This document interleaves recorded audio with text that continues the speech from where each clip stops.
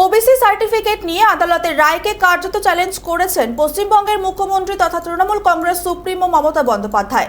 মুখ্যমন্ত্রীর সেই বক্তব্য প্রসঙ্গে খড়দহে সংবাদ মাধ্যমের মুখোমুখি হয়ে রাজ্যসভা সাংসদ তথা আইনজীবী বিকাশ রঞ্জন ভট্টাচার্য বলেন, রাজ্যে একটা জটিল পরিস্থিতি আবারও তৈরি হচ্ছে। এর পাশাপাশি তিনি মুখ্যমন্ত্রীর ভূমিকা নিয়েও প্রশ্ন তোলেন এবং বলেন, উনি তো নৈরাজ্য প্রতিষ্ঠা করতে চান। নৈরাজ্যমূলক পরিস্থিতির মধ্য দিয়েই মাওবাদী, আরএসএস এদের সকলের সহযোগিতা নিয়ে তিনি ক্ষমতায় এসেছেন। সুতরাং তিনি কখনোই কোনো আইনি প্রতিষ্ঠিত ব্যবস্থাকে সমর্থন করেন না, কারণ আইন যুক্তির জায়গা, বিতর্কের জায়গা, সেখানে গেলে তিনি পরাজিত হচ্ছেন।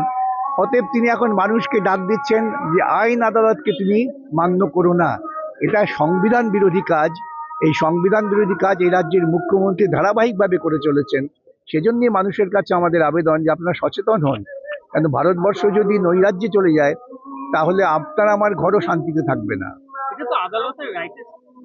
আদালতের অবমাননা, শুধু অবমাননা নয়, তিনি প্রকৃতপক্ষে মানুষকে বোঝাবার চেষ্টা করছেন যে আদালত কোনো ব্যাপারই না, ওর যা মাসেল পাওয়ার আছে তারাই নিয়ন্ত্রণ করবে, এটাই হচ্ছে ওর পরিকল্পনা।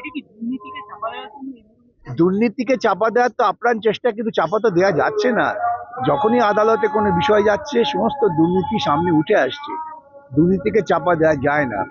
উনি একটি সভায় হুমকি দিয়েছিলেন আমার বিরুদ্ধে মানহানি মামলা করবেন যদি ওকে চোর বলা হয়। আমি তারপরে বললাম, আপনাকে সবাই চোর বলবে, আপনি মানহানির মামলা করুন, আমি খুশি হব। আমি চাই ওর মতো একটা মানুষকে আদালতে তুলে সেখানে ওর যা মুখোশটা খুলে দেওয়ার জন্য। আসলে উনি এইসব ভয় পান। খড়দহ থেকে সৈকত গাঙ্গুলির রিপোর্ট, চ্যানেল 24/7।